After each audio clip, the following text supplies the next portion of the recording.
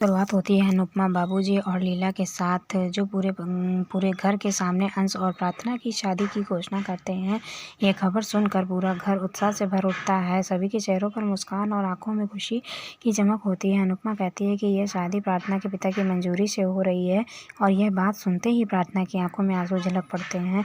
वह अपने आंसू पोंछते हुए अनुपमा का दिल से धन्यवाद देती है। अंश भी बहुत खुश होता है और दोनों अनुपमा का आभार व्यक्त करते हैं, लेकिन प्रार्थना के मन में चिंता बनी रहती है। वह पूछती है कि क्या सब लोग इस शादी में शामिल होंगे। अनुपमा थोड़ी गंभीर होकर बताती है कि सभी ने अभी तक मंजूरी नहीं दी है।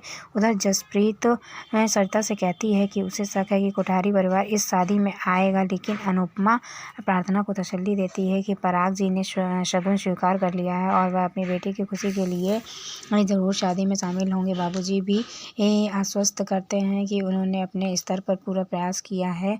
अब फैसला कोठारी परिवार का है, वे आएंगे या नहीं। लीला बताती है कि उसने पंडित जी से मुहूर्त पूछ लिया है और अगले हफ्ते शादी की तारीख तय हो चुकी है। ये सुनकर सब और भी ज़्यादा खुश हो जाते हैं।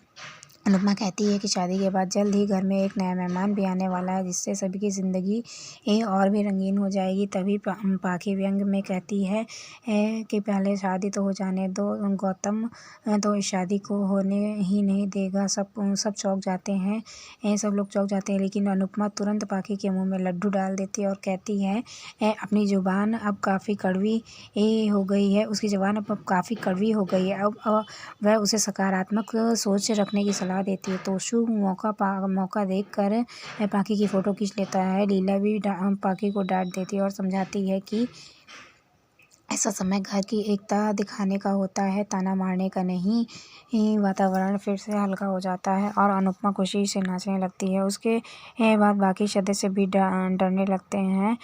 उसके साथ बाकी सदस्य भी डांस करने लगते हैं और पूरा घर एक बार फिर जश्न में डूब जाता है। इसी बीच अंश थोड़ा चिंतित नज़र आता है। उसे चिंता होती है कि अनुपमा डांस प्रतियोगिता और शादी की तैयारियों को एक साथ कैसे संभालेगी। अनुपमा की टीम भी परेशान हो जाती है, लेकिन अनुपमा सबको आश्वस्त करती है कि वह दोनों जिम्मेदारियों को पूरी निष्ठा से निभाएगी। सरिता भी उसकी बातों से सहमत होती है और उसे सहयोग देने का वादा करती है। अंश और प्रार्थना के मन में हल्की सी चिंता रहती है, लेकिन अनुपमा उनके सिर पर हाथ रख कर कहती है कि सब कुछ समय पर और अच्छे से होगा। दूसरी ओर तोशु अपने ही सपनों में खोया होता है। वह सोचता है कि कोठारी परिवार की बेटी जब उनके घर की बहू बनेगी तो उनके घर की प्रतिष्ठा और बढ़ेगी। उसे उम्मीद होती है कि पराग ने प्रार्थना के नाम को काफ़ी कुछ किया होगा और शायद उसमें से कुछ हिस्सा उसे भी मिल जाए। इसी उम्मीद में वह मन ही मन खुश हो जाता है। वहीं पराग कोठारी अपनी बेटी के फैसले पर विश्वास जताता है। वह प्रार्थना की भावनाओं की कदर करता है और उसे सपोर्ट करता है।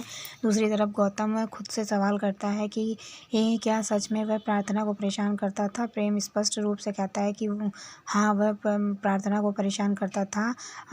राही भी प्रेम की बात से सहमत होती है। दोनों मिलकर गौतम की आलोचना करते हैं। प्रेम दृढ़ निश्चय करता है कि वह शादी में ज़रूर शामिल होगा, चाहे कुछ भी हो जाए, चाहे कोई कुछ भी कहे। तभी ख्याति ताना मारते हुए कहती है कि वे सभी मिलकर अपनी खुशियों में मग्न हो जाएं, लेकिन उसे तो अनुपमा ने घाव दिया है और अब बाकी लोग उस घाव को और गहरा कर रहे हैं। वह भावुक होकर कहती है कि उसका बेटा मर गया और वह ट्रॉमा केवल उसका ही नहीं। प्रेम उसका सामना करते हुए गुस्से में कहता है कि दुख को ढाल बनाना बंद कीजिए। ख्याति हैरान रह जाती है। प्रेम बिना रुके कहता है कि अगर ट्रॉमा है तो इलाज करवाइए, थेरेपी लीजिए, बाहर जाइए, नए लोगों से मिलिए, लेकिन आप तो हर गलती का दोष दूसरों पर डालती हैं। दुख को मन में दबा कर रखने से वह कभी बाहर नहीं जाएगा।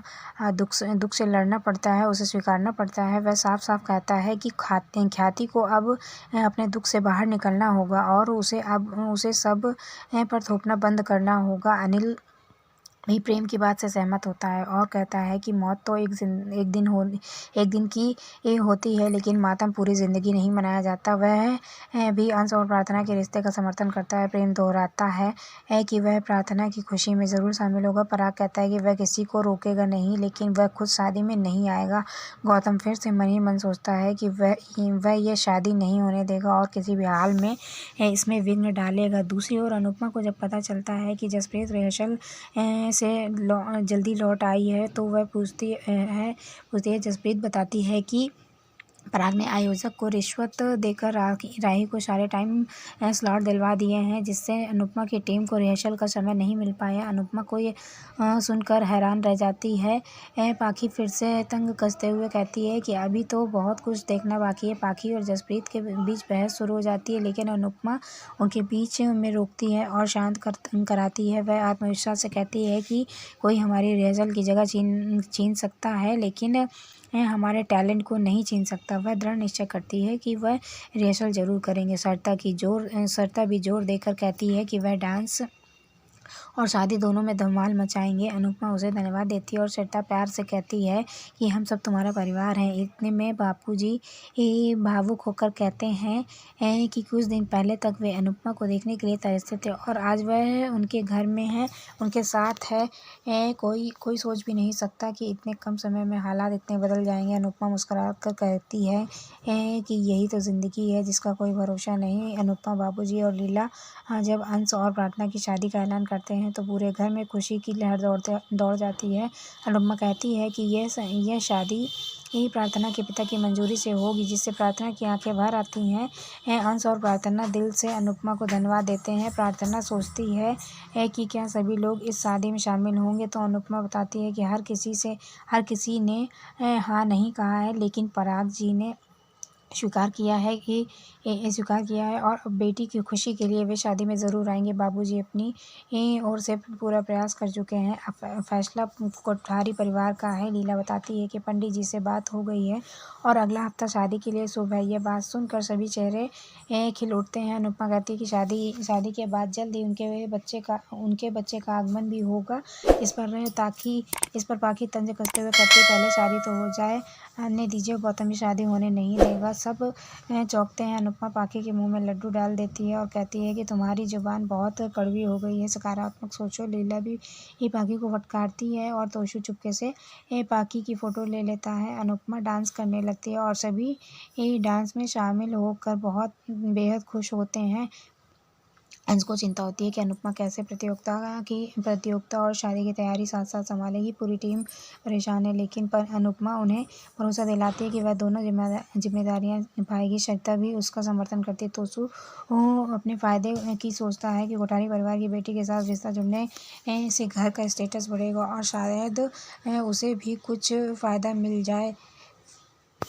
वहीं पराग प्रार्थना के फैसले का सम्मान करता है, जबकि गौतम को ये बात चुभती है। प्रेम और राही ये गौतम की हरकतों से नाराज होते हैं और प्रेम तय करता है कि वह शादी में शामिल होगा। ख्याति ये सुनकर चिढ़ जाती है और कहती है, मेरा बेटा मरा है, ये ड्रामा सिर्फ मेरा है। प्रेम चिल्लाकर कहता है कि दुख को ढाल बनाना बंद कीजिए, दुख से डील कीजिए, थेरेपी लीजिए। अनिल भी प्रेम की बात का समर्थन करता है और कहता है कि मातम पूरी सारी जिंदगी नहीं बनाया जा सकता। पराग कहता है कि वह किसी को रोकेगा नहीं, लेकिन खुद शादी में शामिल नहीं होगा। गौतम मन ही मन तय करता है कि वह शादी नहीं होने देगा। दूसरी तरफ अनुपमा जसप्रीत से पूछती है कि वह रिहर्सल से जल्दी क्यों लौट आई। जसप्रीत बताती है कि पराग ने आयोजक को रिश्वत देकर सारे टाइम स्लॉट राही के नाम करा लिए हैं। अनुपमा यह सुनकर चौंकती है और पाखी तंज कसते हुए कहती है, वही अभी बहुत कुछ देखना बाकी है। पाखी और जसप्रीत के बीच बहस हो जाती है, लेकिन अनुपमा उसे शांत करते हुए कहती है, रिहर्सल की जगह छीन सकती है, लेकिन हमारा टैलेंट नहीं। सरिता और बाकी टीम कहती है, रिहर्सल और शादी दोनों में धूम मचाएंगे।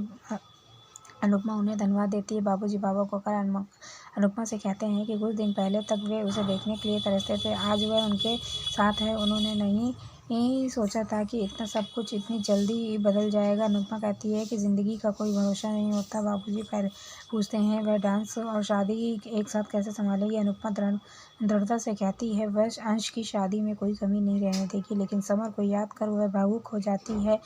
बाबूजी उसे सांत्वना देते हैं। इसी बीच परी अंश की शेरवानी डिजाइन करते हुए राही को दिखाती है और कहती है कि यह शादी उसके लिए डबल खुशी है। एक तरफ उसका भाई और दूसरी तरफ उसकी ननद की शादी। वह यह तय करती है कि वह डांस कंपटीशन और शादी की तैयारियों में कोई कसर नहीं छोड़ेगी।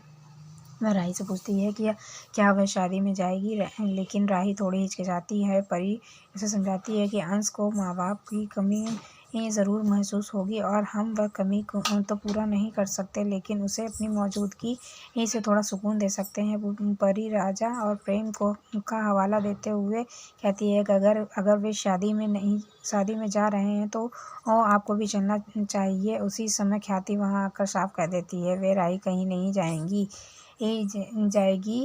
वह परी से भी कहती है कि ना तो वह और ना ही कोई बहू इस शादी में जाएगी। परी चौंक जाती है और सवाल करती है कि ये कैसा नियम है कि बेटा जा सकता है और बहू नहीं। वह बताती है कि पापा ने उसे इजाज़त दी है, लेकिन ख्याति गुस्से में कहती है वह मना कर रही है और इस पर कोई बहस नहीं होगी। ख्याति वहाँ से चली जाती है। परी कहती है यह तानाशाही है, सारे नियम सिर्फ बहुओं के लिए क्यों?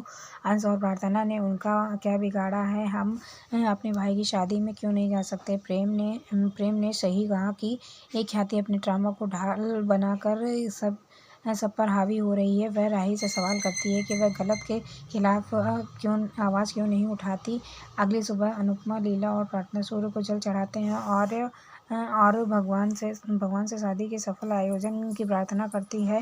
लीला कहती है कि प्रार्थना अब इस घर की बहू बनने जा रही है, उसे सब सिखा दो। अनुपमा कहती है कि अगर वह यहाँ नहीं होती तो लीला क्या करती?